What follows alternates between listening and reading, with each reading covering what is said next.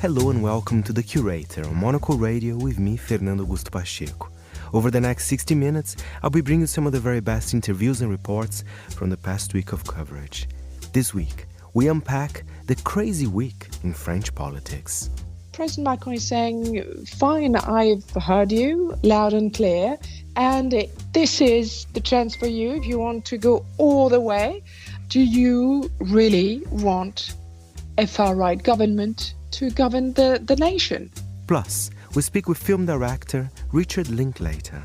Who could think up this? You know, a guy who's a kind of a mild-mannered, quiet, introverted college instructor who also moonlights as a killer. You know, that's just kind of beautiful. All that and much more in the next hour, here on The Curator, with me, Fernando Augusto Pacheco. And we start with big news from France. What a week. The European Parliament elections are the world's second largest democratic exercise, with 27 countries voting at the same time over 4 days. But by the end of the evening on Sunday, all anyone could really talk about was about one of those 27 countries. That's because in France, after the right-wing National Rally Party had stormed to victory, President Emmanuel Macron surprised everybody by dissolving his own country's parliament and calling for national legislative elections, with the first round to be held in just 3 weeks' time. For more, we have our Paris contributor, Agnes Bruyère. Well, perhaps it's just counting on a sort of, electric shock for the country, because it's one thing to cast a vote because you're angry, and this is really what the far right and the Le Pen vote has meant for a lot of French voters in the last 40 years. The only thing is that their numbers have been increasing steadily, but it's always been usually during the European elections or the municipal elections or the first round of the presidential election, a protest vote, an angry vote at the status quo. But now President Macron is saying, fine, I've heard you loud and clear, and this is the chance for you if you want to go all the way. Do you really want a far-right government to govern the nation? And perhaps is counting on that stark choice, existential choice, to affect the French voters and for them to think, okay, well, is anger the right feeling when one decides of the fate of the country?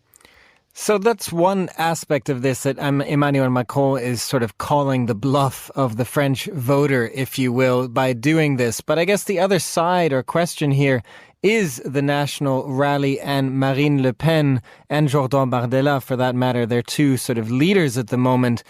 What is your sense of whether what do they need to do to convince voters that, no, they are a serious party ready to govern? That's kind of what also this election, even the European election for that matter, was about, wasn't it? You were seeing now farther right parties, also in Italy, Giorgia Meloni, who are governing, who are showing that they have a serious side, even if they are extreme. What does Marine Le Pen need to do to convince French voters that she can do the same thing? Well, she's been preparing for that moment ever since she took the helm of the party 13 years ago, and she's been quite successful. Not at the presidential elections, but in local elections, certainly. So, she strikes a very different figure from her father, Jean-Marie Le Pen. In many ways, she's a modern, woman. She's twice divorced. She's pro-abortion, pro-gay rights. She has kind of purged the party from all its louche and unrespectable and certainly unsavory people. At least on the surface, the last 13 years, she's been showing a front of a very, not perhaps an image of competence, but at least people who are serious, especially the last 2 years in Parliament, while the far left was resolving to throwing tantrums and insulting people at the National Assembly.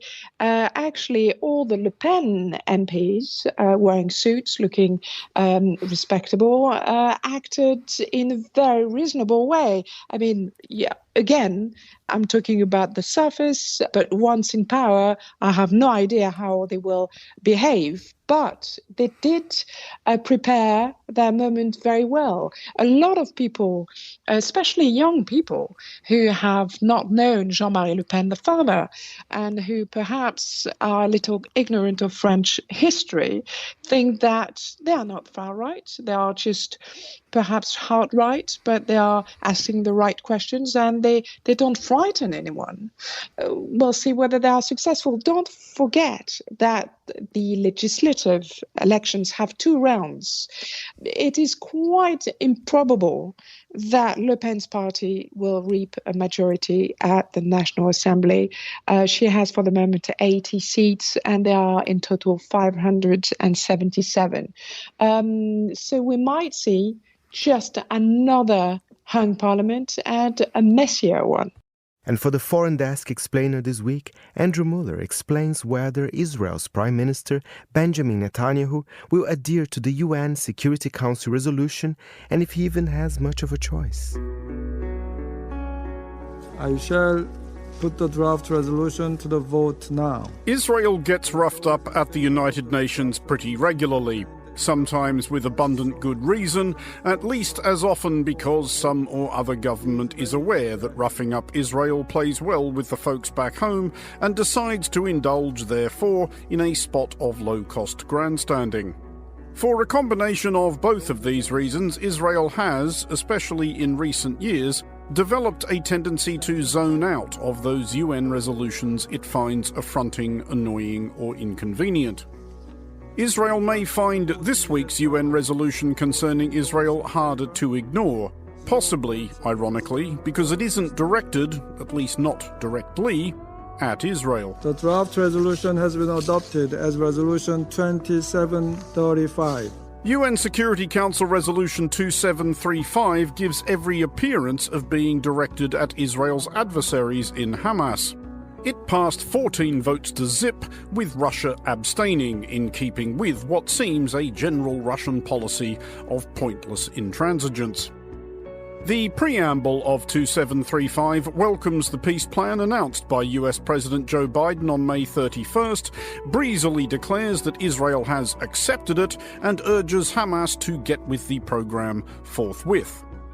We will get shortly to the reasons that this is, deliberately and really quite cunningly, not entirely what it seems, but first we should recap what everyone is being encouraged to sign up to.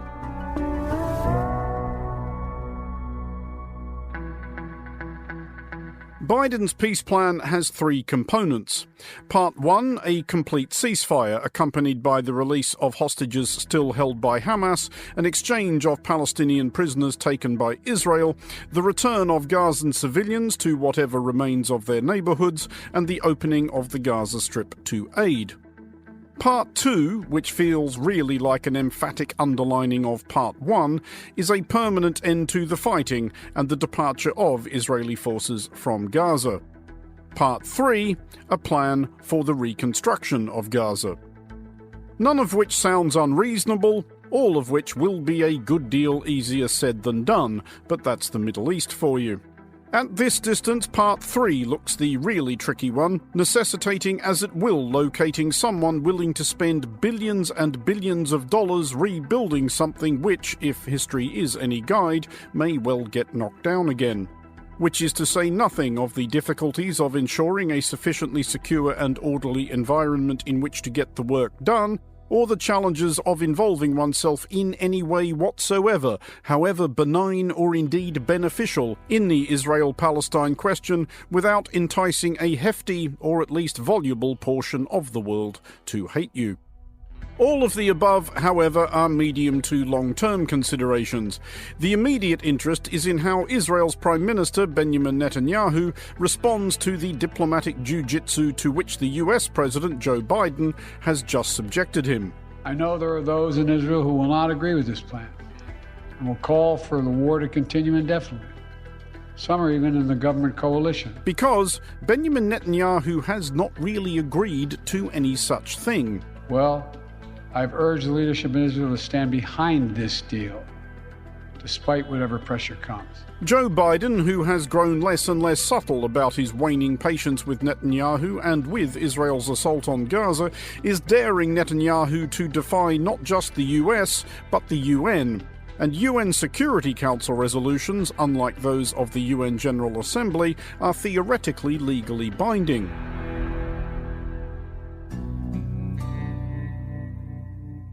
It is not beyond the realm of possibility that in enacting this manoeuvre, the US is attempting to make Netanyahu's position, already precarious, actually impossible. Recent developments in Israeli politics have rendered Netanyahu's situation even more complicated.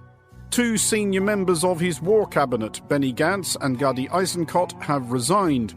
Unfortunately, Netanyahu is preventing us from approaching true victory, which is the justification for the painful ongoing price. I call on to Netanyahu, set a date for elections. Both have expressed frustration with Netanyahu's refusal to outline any ideas about plausible post-war scenarios. Both are retired generals, indeed both are former IDF chiefs of staff. Both are relative moderates, more interested in practicalities than ideology. While Netanyahu may not miss their dissent, he is now more or less entirely beholden to the zealots and crackpots with whom he formed his most recent governing coalition.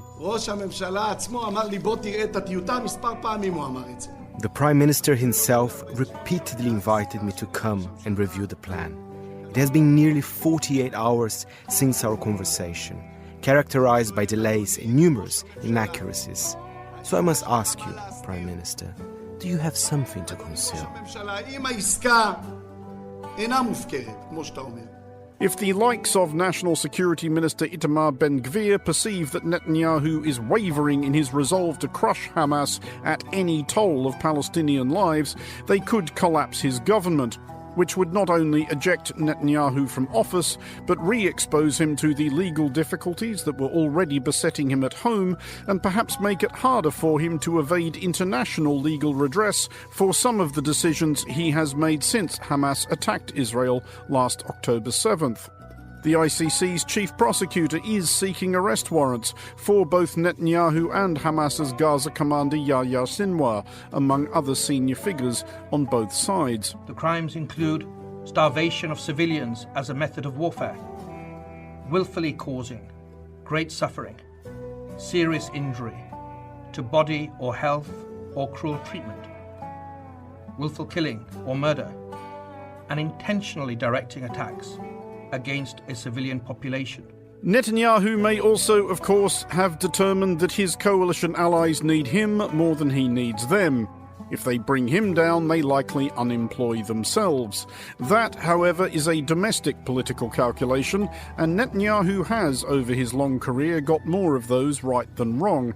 But over the course of this war, he has consistently misjudged Israel's international allies, its most important ally in particular.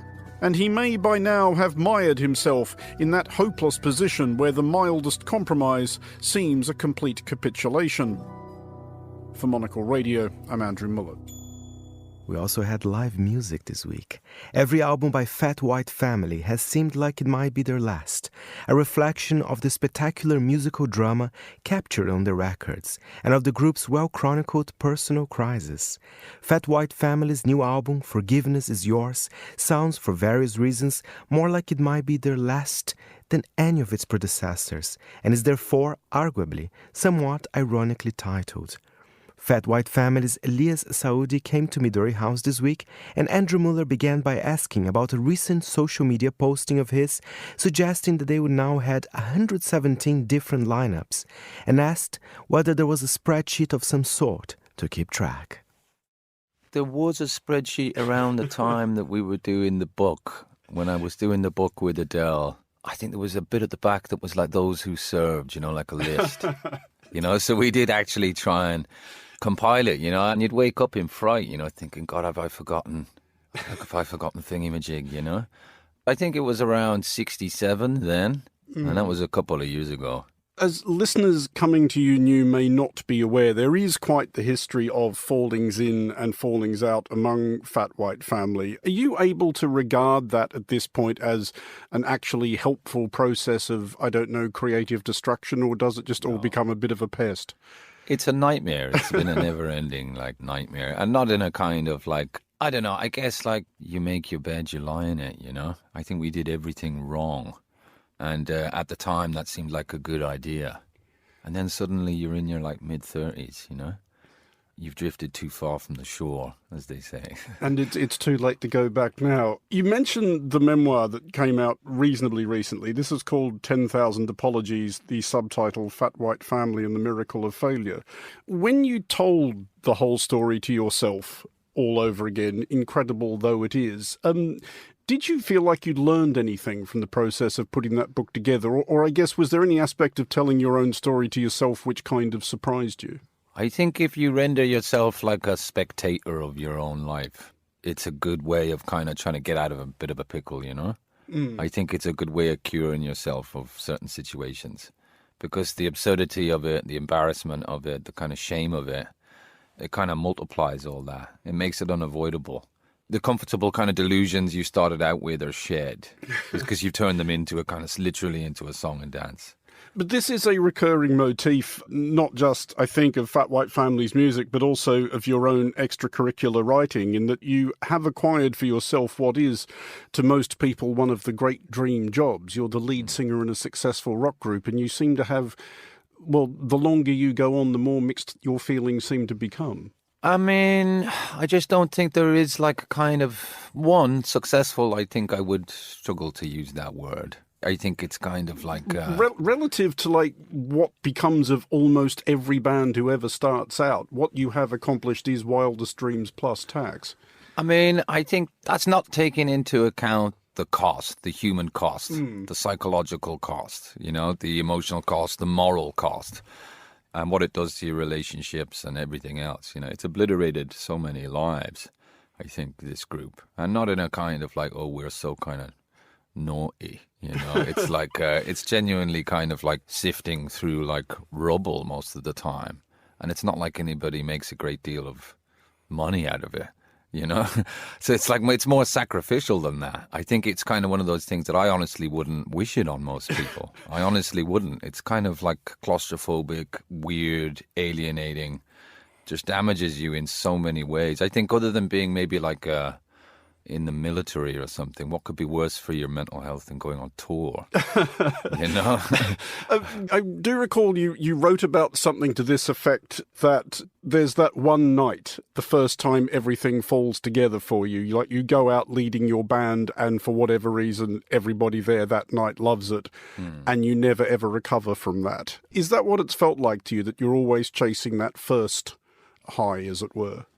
I don't really understand where that kind of inclination in me came from as a performer, because it's not my natural kind of mode as a human being. I was very, very shy and always was quite shy. And something about being in front of an audience or whatever, that's the scariest thing imaginable for me, But it kind of triggered something in me that I really had no idea was there. But it's incredibly addictive. But it's a mystery to me why and how that kind of came to be. But I guess that's kind of what still happens. I still get an absolute kick out of it. There's other things in my life I'm interested in. I'm not sure if I could ever fully give that up. But the particular psychodrama of the Fat White Family is something that's kind of, it's non-tenable. Because, and hence the between 67 and 117 members. I think it's just not, it doesn't work explicitly. It would be both a large and lively reunion party, certainly, but all of your albums tend to get reviewed almost on the assumption that they're going to be Fat White Family's last album. Does this one feel any more or less than usual like that to you?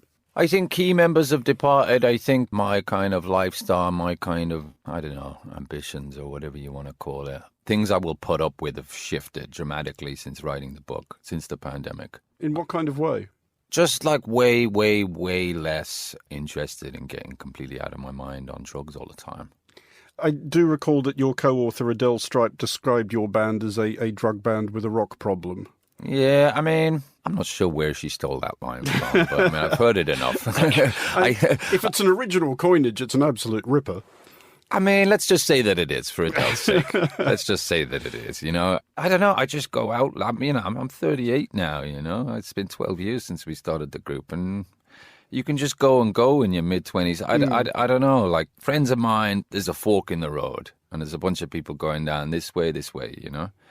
And most of them have just continued to kind of batter their heads in with the same old stuff, you know. And you just start to lose your mind.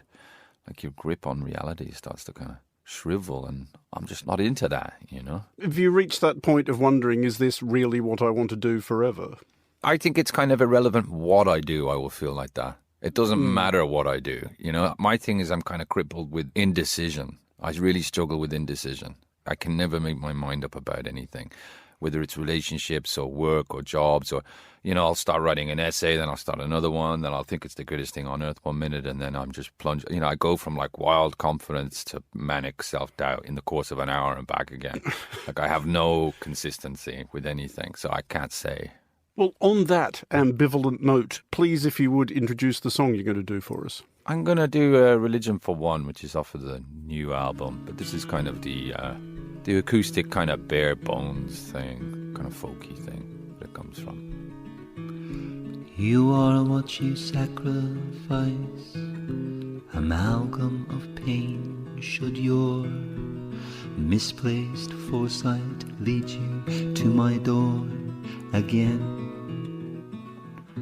Roll out them shekels, baby, spit out that gum, my conscience dissipating.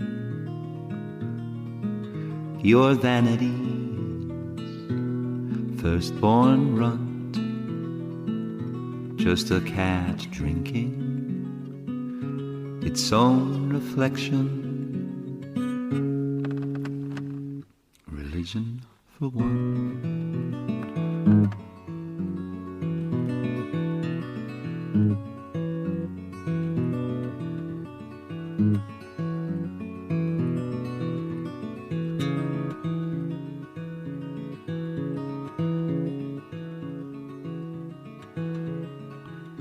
Your fear of failure and ambition, the same thing. You will never get a table at the Dorsia within.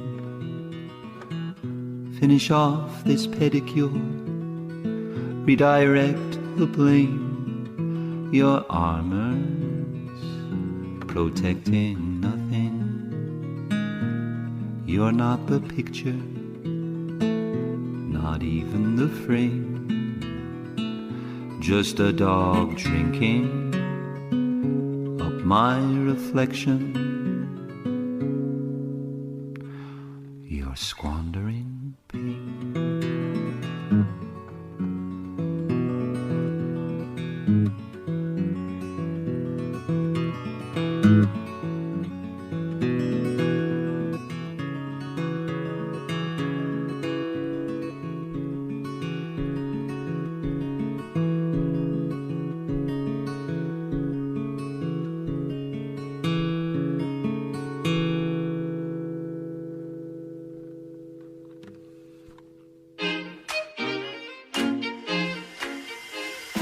UBS has over 900 investment analysts from over 100 different countries. Over 900 of the sharpest minds and freshest thinkers in the world of finance today. To find out how we could help you, contact us at ubs.com.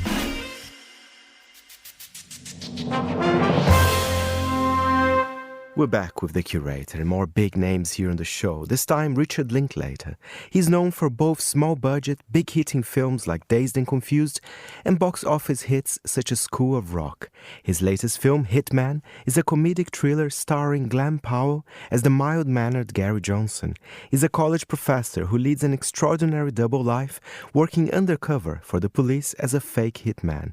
We met director Richard Linklater and hear from him on Monocle Culture this week.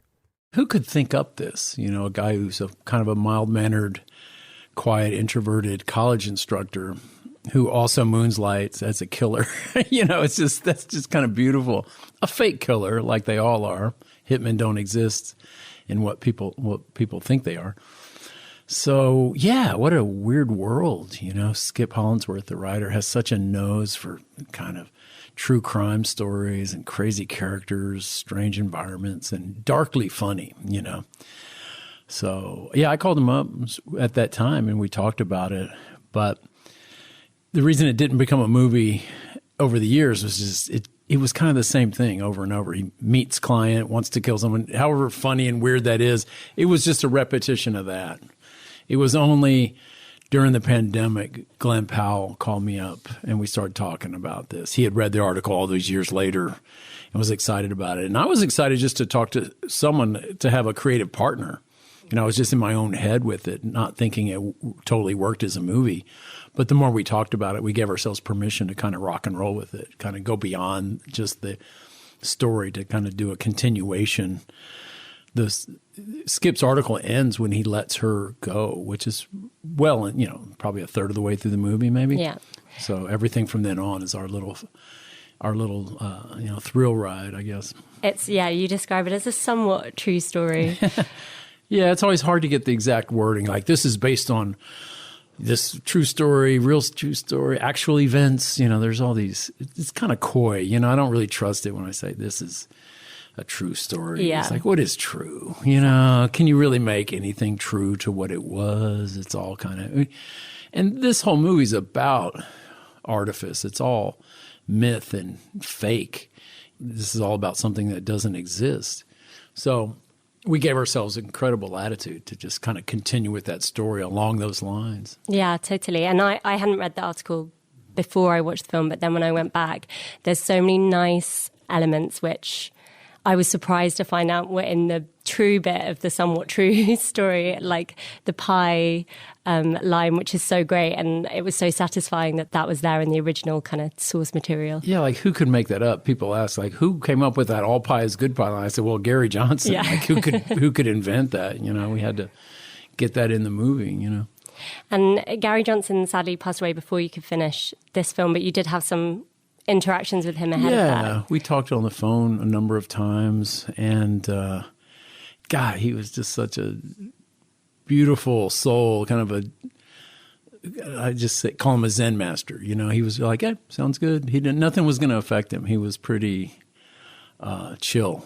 Like I described at the very end, chillest dude imaginable. I that's my wording based on the guy I knew, And you mentioned there that you co-wrote the screenplay with Glenn Powell. You've obviously had a long working relationship with him as an actor.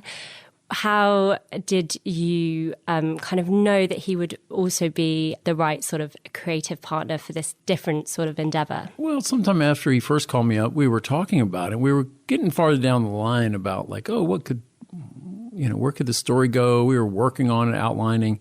And I realized at some point, I just said, hey, Glenn, we should just write this together. It was really up to me to ask him, I guess, as the senior member here and the experienced screenwriter. I was kind of like, because it just saved me a step, I mean, we could do this and then we would rewrite it in like a workshop. Mm-hmm. I would be customizing it to you anyway, so let's just start now, which made all the sense in the world. So it was a fairly just effortless endeavor for both of us. It was just fun. We make each other laugh and we push each other in kind of fun ways too. And it does seem like you have a lot of that fun kind of comes out on the screen. There's a really great montage of him dressing up as all these different kind of characters that he expects people are expecting from a hitman. What was that actually fun to do? Like, how was that experience? Yeah. It's like as fun as it looks to play. I think actors like that, playing different parts. But the real Gary did that. He would change his appearance for the different, because again, it's all fake. It's like he's trying to be what they think a hitman is. But we know, since it's not even real, it's like you're into the pop culture. You're into the mythology of it all, which kind of is anything goes. We couldn't be too over the top there. So we had a lot of fun there. Glenn kind of went off the deep end with those never really landed until the day, like I'd seen pictures of them. We had the hair and the different wigs and he was still working on the accents, and it never really came fully into focus until we were shooting. So each one of those days was special. It was kind of the freak of the day. And did he surprise you as an actor, seeing him kind of cycling through all those different roles in one movie? Nothing Glenn can do would surprise me. It was just like the next level, the levels of how weird and fun it got. So. And elsewhere in the cast, we should talk about some of the other cast members, specifically Adria Arjona, who's incredible, got such charm, got such obvious chemistry with Glen Powell. What was the casting like for her? I imagine it was a pretty easy decision. Yeah, you want to make a sexy thriller, you better have sexy. And I was worried about that going in, because if we didn't find her, what would we have? I knew the whole movie would hinge on that. So when I met Adria, kind of in an interview situation, I was really thrilled. I was like, oh my God, you're it. Yeah. It's a narrow range of what that could be, but man, she was it. And so I told Glenn, it's like, hey, I want you two to, meet and see what you think. I didn't want to, because, he's my creative partner. I want to say, hey, I've cast the part. I wanted him to feel like he's a part of it, of course. It's a big decision. But it was great. They got together and just really hit it off. Mm-hmm. So I was like, okay, we're off to the races. I don't think you can create chemistry out of nothing. A lot of actors have it. Two actors can have it together, or they can not have it together. But there was never a doubt. I think it can be dissipated. It can't be, it can be nurtured. So they definitely have that. And we're real partners. Like even the sex scenes and stuff, we all talked, we all worked on them. Like, well, what do you think's sexy? What have we seen before? They're my creative partners. They'd bring in like photos, and I think this is sexy, some wine, and they're half dressed. And I was like, yeah, let's make a scene around that. So we were all kind of in on that together. And it's quite an interesting kind of roles for them to take, not just because Glen Powell is playing kind of two different, he's playing Gary Johnson, he's also playing Ron, who Adria's character initially kind of Madison falls for. But then when he kind of has to switch back to Gary, you still have to see the connection. It's not just a total kind of face. Yeah, the audience is totally with Gary and his slow transformation to Ron. You have to see Gary always there a little bit. Mm-hmm. She's more of a mystery. We see her 100% from his point of view. So a lot goes on with her off screen. We never are with her without him. Yeah. It's not like a parallel thing. That was just a big choice I made really early.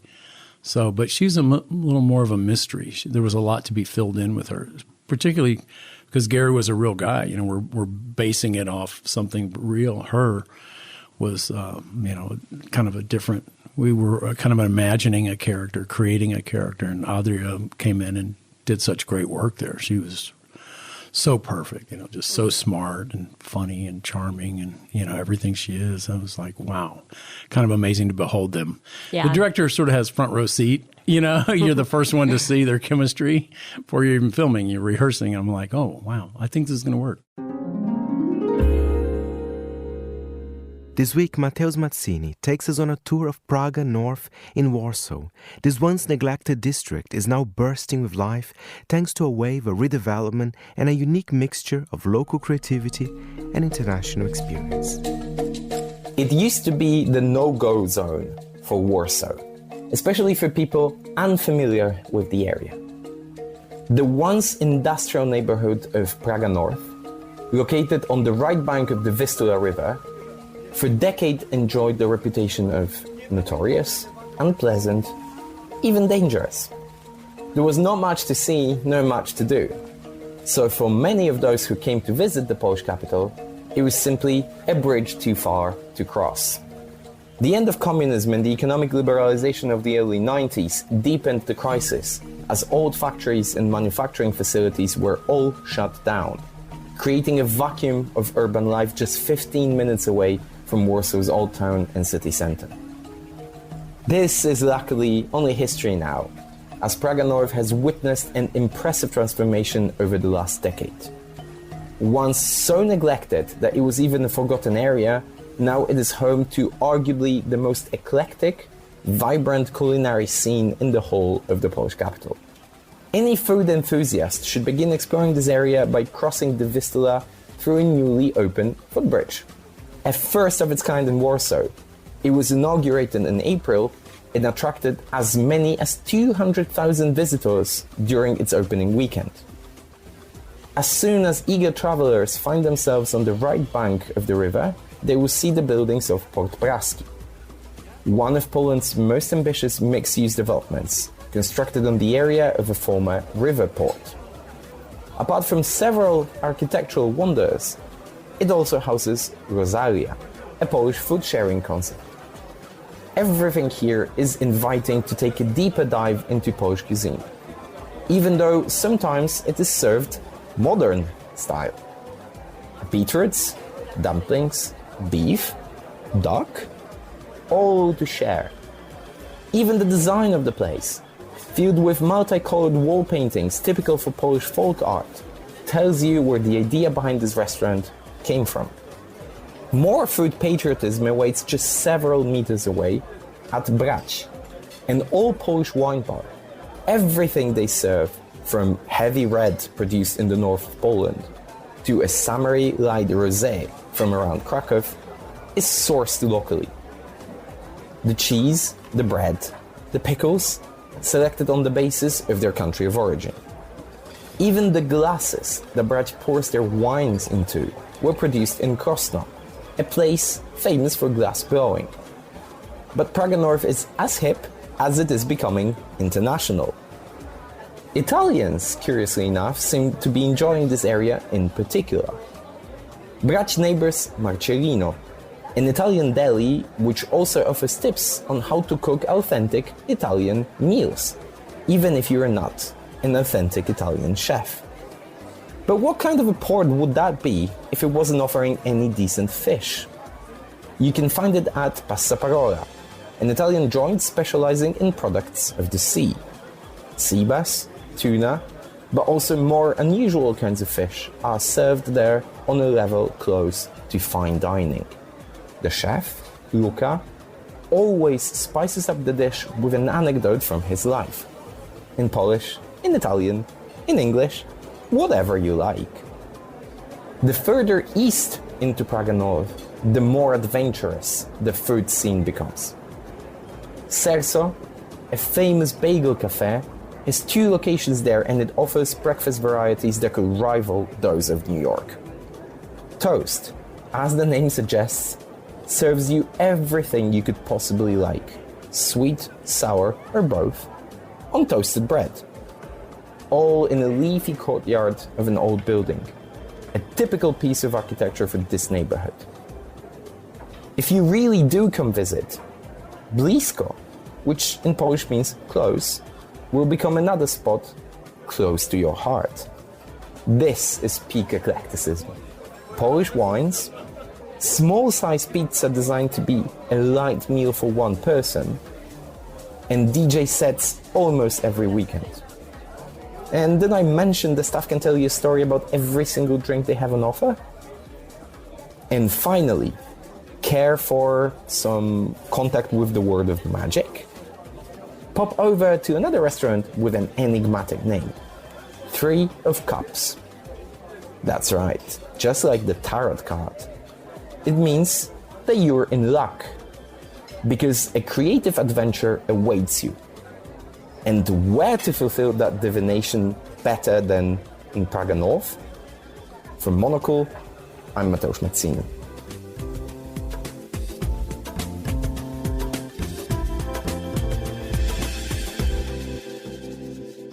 I'm Fernando Augusto Pacheco. We're back here with the Curator from Monocle Design now. Co-founders of the architectural firm Era Savides and Nácios Varnavas takes us on a tour of some of their street assembly structures based across London's Square Mile. I think when you look at cities like Barcelona or Berlin and then you compare them to London, I think London is very controlled, and there's kind of the beautiful aspects of that. It's very green, it's very tidy, it's very clean. But when we're looking at the typologies of the parliament, there's a power and there's a performability that comes and arises from each typology of each city or of each country. And I think that's really interesting, whether it's in opposition, whether there's people coming together, looking at one person, where it's one person in a kind of a classroom typology. And I do feel it relates a lot to how that kind of culture and the politics that play and affect public space come into play. So in terms of how these spaces are used, we try to play on that a bit. So, for example, with the particular the assembly that we're sitting right now, it's kind of mimicking the two benches opposing, which I feel is interesting. Or when you're sitting at a round table, even if it's for an informal kind of lunch, you're just having a sandwich, you're already being part of a 4-meter table where it becomes performative. You are facing another person, and that is already becoming something, even if it's not organized. So we hope beyond our events that people might have ideas, or it might strike this kind of sense of gathering and of people deciding. We had a student coming by the other day asking us what this is for, and we said, it's for people coming together, you decide. And the guy, he was a student here at the Morgan Library, he said, oh my God, that's perfect. And I said, yes, please do go on the LFA and submit your event, and we'd really support. And he said, you know what, I have 2 girlfriends, and I have to marry one, and I have to have this conversation with my mother and my relatives. Can I book this space to bring all my family here and interview? And we were just kind of just staring at him, and we were saying, yes. But he was being completely serious, but we're also thinking, if it's also for the city, and if you want to bring, maybe. I mean, to be honest, that sounds like it would make amazing viewing. I'm a big reality television fan, and I think we should get some cameras here for that as well. This is something that's curious. I mean, the form that you've chosen here, like you said, it's maybe inspired, or it is inspired by the Parliament. You've got moments of opposition. I mean, how does this sort of public space installation differ from what we typically have? And I'm looking at everything else that's around us here, and it's just benches facing away, singular. I mean, is that something that you wanted to address, to provide something different, to provide some public realm infrastructure that was out of the ordinary? Always the notion of fun. We're the people who designed the project, but we feel like we always look for an element of play, fun, joy, like something unexpected. So the canopy maybe is inspired by those tiramisu like biscuits, things that like also blend a little bit with the idea of like the street, which is, for example, the legs of this space we kind of painted. There's this zebra like black and white effect, for example, which is something you see around the city as like scaffolding or barriers. So we basically try to bring in the language of the street in our design. So I don't think we consider it as like a final kind of product or a polished product, even though it might look like one. But it's kind of a hybrid of different things that we try to kit bash together whilst we're designing it. This leads into something which is kind of unexpected, hopefully. I'm curious as well. So we're in the space for a larger group. I think it's also fascinating that you've sort of identified that we also need moments for smaller gatherings, whether that's one person on a plinth or 2 people in a podcast booth or a group of 12 people around a table. But they're also scattered across. Do you think? I think it might be worthwhile having a walk over to see the 12-person table. Should we walk and talk? Can you see the wacky banana leaves? Yeah. Just over there? That's our table. We've been walking for 10-15 minutes. Yes. The whole walk. It's been really interesting, but how many places of community gathering have we spotted? Very, very few. And it does feel like you've kind of staged this, because as we're pulling up, there are a couple of different groups all using the installation, sitting down, talking to each other.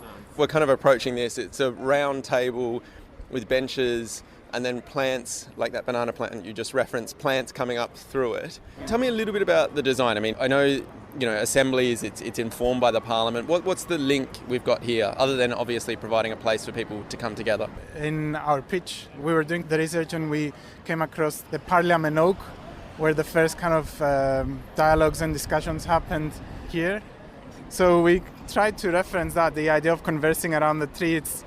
It has a power in itself, like in almost all cultures, I guess, but also it has this kind of informality that it feels a little bit more horizontal rather than, the kind of very institutional way of assembly and political discussions which happen in buildings which are, they're institutions, they're security kind of driven, and they don't really come across as horizontal anymore.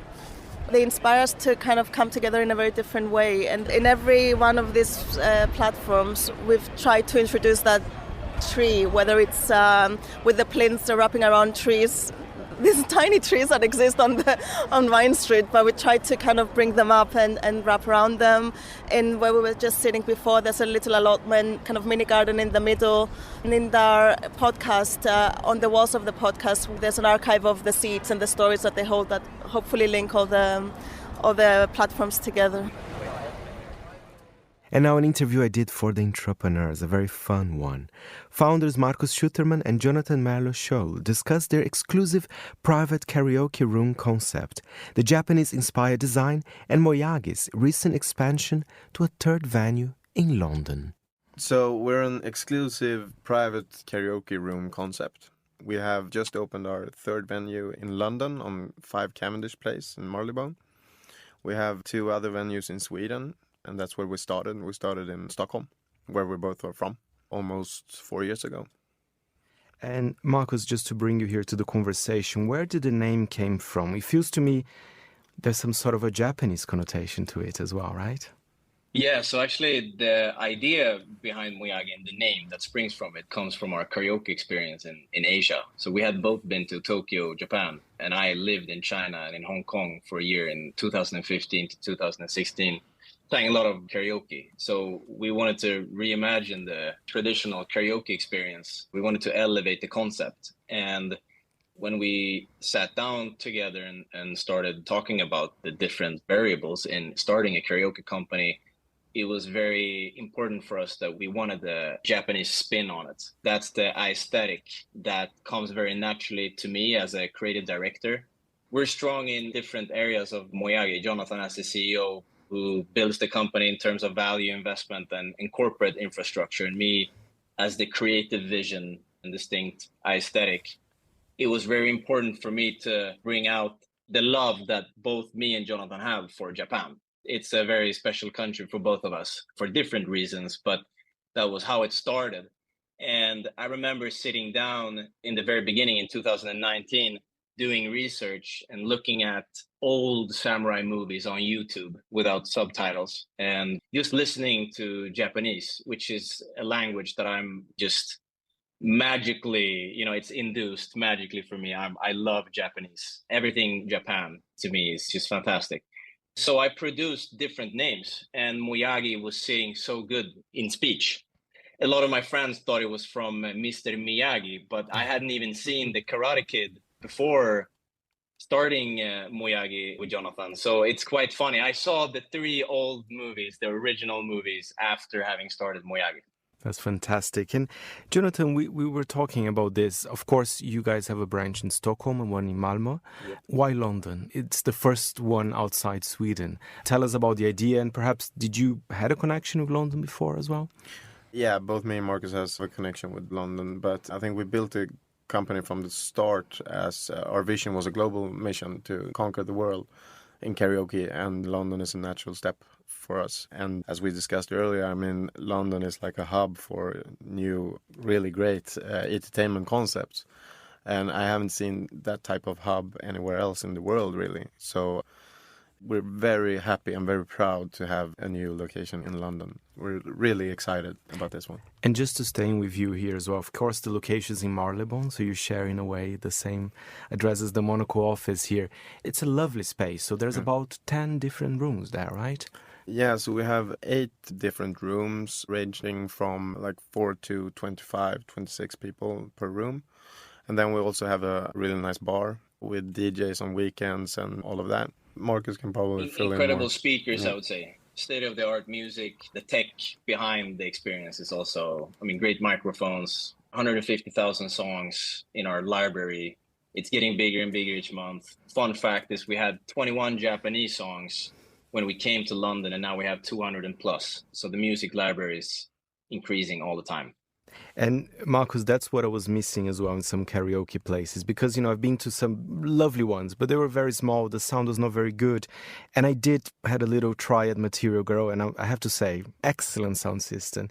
I think that's definitely, if you care about those things and you can choose the pitch, there are many kind of technical elements to it as well, right? Yeah, absolutely. Essentially, we sat down and we said that if we were going to do Miyagi, we wanted to aspire to become the absolute best in private karaoke. And for us, that means trailblazing a completely new and an exclusive take on karaoke. Everything from hospitality to systems to tech to music. I mean, literally all the tools that make up a modern karaoke experience in private rooms. It's almost as if we made it into an existential rule for Miyagi to always think about everything that the guests would need so that they don't have to think about it. I say existential because we think that we don't really have the right to exist if we don't constantly work toward innovating the space. That's really, really important. On management level, we use a word called kaizen, which is a Japanese word. It ultimately means change for the better or continuous improvement. We've had that since day one, I want to say, and I'm very proud of that because I don't think we ever have a product that stands still. The mission always continues. We're always on a day-to-day where we challenge ourselves and the pipeline for the guests. I mean, always like, how can we make it better? How can we innovate every little space? And I think that's very important if you want to aspire to be the best in whatever you do. Just always keep on going. The mission continues. And finally, here on The Curator, Guy Deloni looks at what the future holds for the largely dilapidated remains of the former Yugoslav Ministry of Defense building in Serbia's capital. Nothing says welcome like a bombed-out building. That's been Serbia's philosophy since 1999, when NATO airstrikes hit the Ministry of Defense complex in Belgrade. On my first visit to the city in 2012, the transfer from Nikola Tesla Airport took me along Kneza Miloša Street. It was once the city's main promenade. These days, it's somewhat choked with 6 lanes of traffic and haunted by the ghosts of a turbulent recent history. As we trundled along, I took in my surroundings. On my left was the US Embassy, torched by the proverbial angry mob in 2008, when Kosovo unilaterally declared its independence. A little further along, there was the park behind the main government building, where Prime Minister Zoran Đinđić was assassinated 5 years earlier. And on my right, like a smile with a row of broken teeth, the shattered remains of the Ministry of Defense complex. If nothing else, it certainly raised the eyebrows. How many European capitals with the wherewithal to do something about it would allow a bomb site to scar their city's main boulevard? Even Bosnia's capital, Sarajevo, prioritised reconstruction after its ruinous 4-year siege in the 1990s. But for a quarter of a century, Serbia and Belgrade have taken a different approach. The fate of the Ministry of Defense complex reflects an ongoing narrative about the events of 1999 and the way the country sees itself. It didn't start off that way. The buildings date back to the 1960s, when Tito's Socialist Federal Republic of Yugoslavia was in its pomp. It had emerged from the Second World War as one of the good guys. Its heroic partisan resistance beat back the Nazi occupiers, supporting and supported by the Allies. The Ministry of Defense complex reflected that status. Architect Nikola Dobrović designed the buildings to resemble a canyon in the Sutjeska River. That was where the partisans had held out under a fierce Nazi assault and shifted the course of the Second World War in Yugoslavia. To reflect that, Dobrović created 2 structures on either side of Nemanjina Street. The tiered buildings were constructed in an eye-catching contrast of reddish-brown stone and white marble slabs. Viewed together, they took the form of a gate, welcoming visitors to the city coming up the hill from Belgrade's main railway station. They carried on doing that after the 1999 airstrikes, but their altered appearance carried a completely different message to the one intended by Dobrović and Tito in the 1960s. This was no longer one of the triumphant good guys prospering and heading in the right direction. Now, Serbia was hurt, confused, and unsure of which way it should turn. The bombing was part of the campaign against Serbia's then-president, Slobodan Milošević, as his troops persecuted ethnic Albanians in Kosovo. To this day, NATO and its member states portray the attacks as regrettable but righteous. That's very much a minority view in Serbia. Here, most people view the airstrikes as an illegal assault, with many civilians among the casualties. Keeping the Defence Ministry buildings in place was an act of defiance. They stood as a memorial to the victims of the airstrikes. One of the buildings was completely uninhabitable, but part of the other was still functioning as offices a couple of years into my time in Belgrade.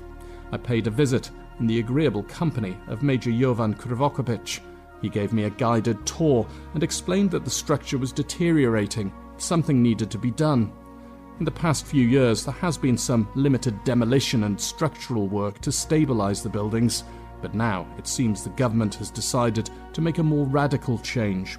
It's agreed a contract with a company called Affinity Global to redevelop the site, and this is causing all sorts of kerfuffle, not just because Affinity Global is an American company, but because its founder is Jared Kushner, best known as Donald Trump's son-in-law.